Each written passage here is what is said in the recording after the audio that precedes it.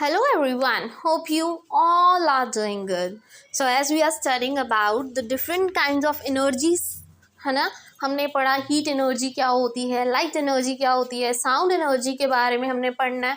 तो इसमें क्या है, जो टॉपिक्स है जैसे हीट एनर्जी तो उसके फर्दर बहुत सारे टॉपिक्स हैं, साउंड एनर्जी तो उसके फर्दर टॉपिक्स हैं, हमने लाइट के बारे में पढ़ा उसके फर्दर बहुत सारे टॉपिक्स हैं जैसे reflection, refraction, mirrors, dispersion.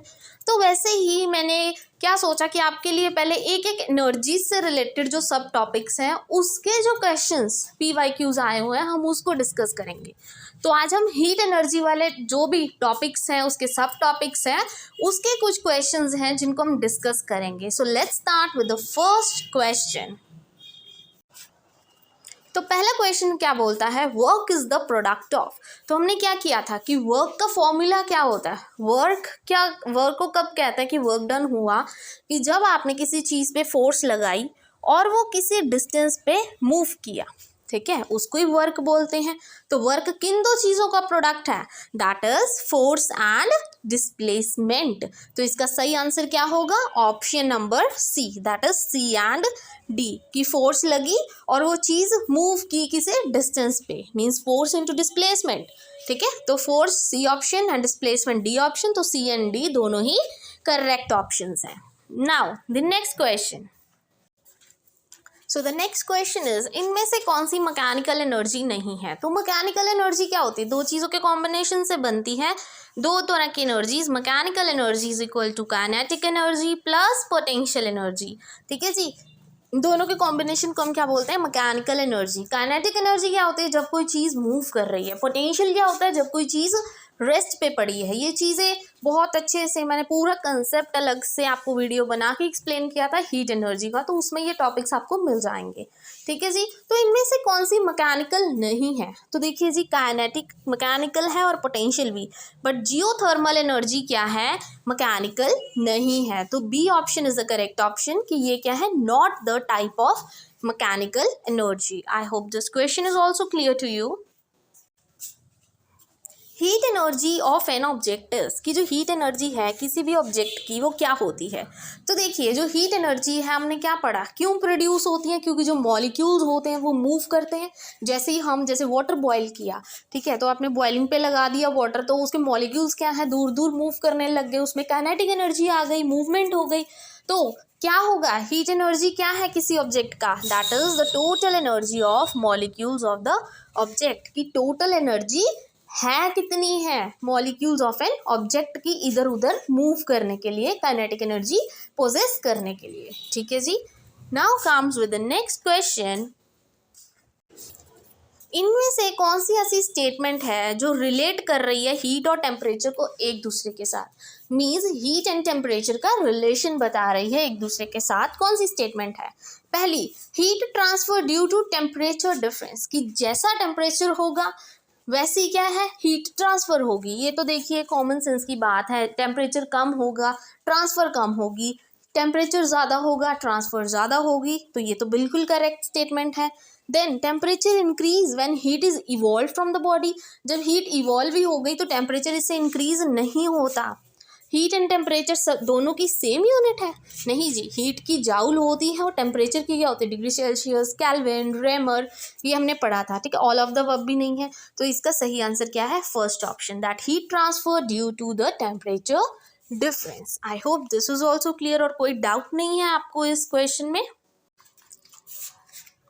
Which of the following is not a temperature scale. तो हमने 4 तरह के टेम्परेचर स्केल्स किए थे, Celsius, Kelvin, Fahrenheit and Reaumur, but उनमें से कैलोरी तो हमने कहीं भी नहीं पढ़ा, तो calorie is not a temperature scale. ठीक है जी, अब स्टीम पॉइंट कितना होता है फ़ारेनहाइट स्केल का, तो हमने स्टीम पॉइंट, आइस पॉइंट मैंने आपको स्टार्टिंग में ही एक्सप्लेन किए थे कि सेल्सियस का ये है, फ़ारेनहाइट का ये है। तो फ़ारेनहाइट स्केल का जो स्टीम पॉइंट होता है वो कितना होता है, 212 degree Fahrenheit. I hope this is also clear. अगर आपको वो वीडियो, मतलब अगर आपने वो वीडियो पूरी देखी है तो आपको ये क्वेश्चंस करने में बिल्कुल दिक्कत नहीं आनी चाहिए, because they are the easiest questions. Now the next question is, इनमें से कौन सा ऐसा इंस्ट्रूमेंट है जिससे आप टेम्परेचर मेजर करते हो बॉडी का। तो देखिए जी, हमें पता ही है कि बॉडी का टेम्परेचर अगर मेजर करना है तो थर्मामीटर यूज़ करेंगे। ठीक है जी, कैलोरीमीटर नहीं होता। कैलोरीमीटर तो अगर दूध का जो टेम्परेचर नापना हो उसके लिए यूज़ किया जाता है, ठीक है जी। तो thermometer is the right answer. Next question, इनमें से कौन सा नॉर्मल बॉडी टेम्परेचर होता है? नॉर्मल बॉडी टेम्परेचर कितना होता है हमारा? 37 degree Celsius is a normal body temperature. Celsius, Kelvin, Fahrenheit, ये सब चीज़ें ध्यान में रखनी है, ठीक है। Celsius that is 37 degree Celsius is the normal body temperature. A kink is given in a clinical thermometer because, कि जो एक क्लिनिकल थर्मोमीटर है उसमें किंक क्यों होता है, ठीक है जी। तो हमने दो तरह के किए थे थर्मोमीटर्स, एक था क्लिनिकल एक था लेबोरेटरी। और क्लिनिकल में क्या होता है, हमेशा किंक होता है, बट थर्मोमीटर जो लेबोरेटरी वाला होता है उसमें कभी भी किंक नहीं होता, ठीक है। तो क्यों नहीं होता, तो इसका मेन रीज़न क्या, अगर आपने पिछले कंसेप्ट्स देखे होंगे, आपने वीडियोस देखी होगी, तो आपको बहुत क्लियर होगा कि ये क्यों होता है। ताकि जो मर्करी लेवल है वो नीचे ना गिर जाए, इस वजह से उसको किंक प्रोवाइड की जाती है। I hope this question is also clear to you. Next question is, इनमें से कौन सा मोड ऑफ ट्रांसपोर्टेशन ऐसा है जिसमें कोई मीडियम नहीं चाहिए होता है?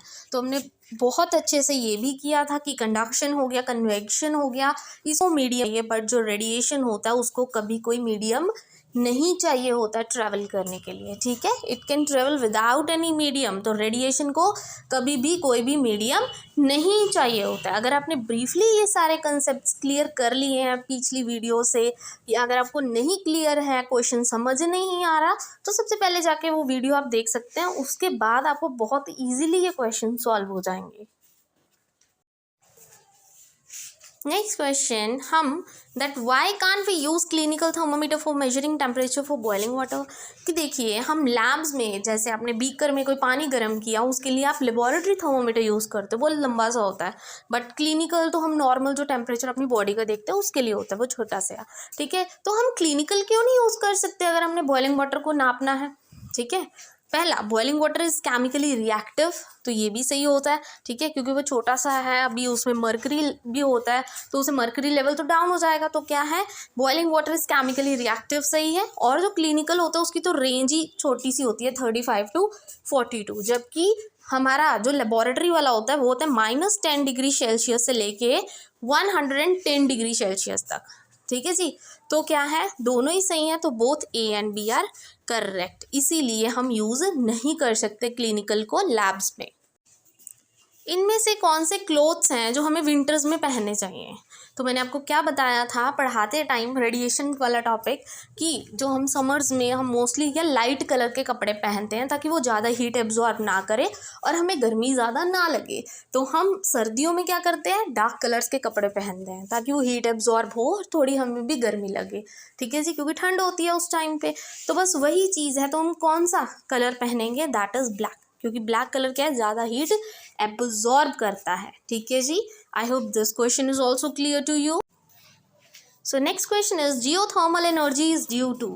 जियो मतलब क्या होता है, हमारा जो जोग्राफिकल एरिया, और थर्मल क्या होता है, हीट की बात की गई है, मतलब वो हीट जो अर्थ से निकले उसको जियोथर्मल हीट बोलते हैं या जियोथर्मल एनर्जी बोलते हैं। तो इसका सही आंसर क्या होगा कि जियोथर्मल एनर्जी क्यों होती है, it is because of conduction of heat from the core of the earth, की जो अर्थ के मिड में से जो हीट प्रोड्यूस होती है, कंडक्शन होती है हीट की, तो उसको हम क्या बोलेंगे, जियोथर्मल एनर्जी बोलते हैं, ठीक है जी। अब नेक्स्ट, नॉर्मल टेम्परेचर कितना होता है बॉडी का अगर सेल्सियस और फ़ारेनहाइट में देखा जाए? तो सेल्सियस में हमने पिछला क्वेश्चन किया था, मतलब मैंने क्या करवाया था आपको कि सेल्सियस में नॉर्मल बॉडी टेम्परेचर कितना होता है, 37 डिग्री सेल्सियस, ध्यान में रखना। और फ़ारेनहाइट में अगर देखा जाए तो 98.6 फ़ारेनहाइट, ठीक है जी। तो ए ऑप्शन इज करेक्ट। तो अब आते हैं आज के लास्ट क्वेश्चन पे, इनमें से कौन सा पुअर कंडक्टर है हीट का, मीन्स हीट किसमें से पास नहीं कर सकती इनमें से? तो देखिए, वूल, वुड, आयरन, तो वूल में से कर सकती है, तो ये तो कट गया। वाटर, कॉपर, वुड, इसमें से भी जा सकती है। एयर, एल्यूमिनियम, वूल, इसमें से भी हीट जा सकती है। पुअर कंडक्टर कौन से होते हैं, एयर, वाटर एंड प्लास्टिक, ठीक है जी। And I hope this question is also clear, ठीक है। और अगर आपको आज की वीडियो अच्छी लगी हो then please don't forget to like and subscribe my channel. ऐसे मैं आपके लिए टॉपिक्स वाइज क्वेश्चंस लेके आती रहूँगी, तो आप भी अपने टॉपिक्स क्लियर करके फिर क्वेश्चन सॉल्व किया कीजिए, ठीक है। Thank you very much once again.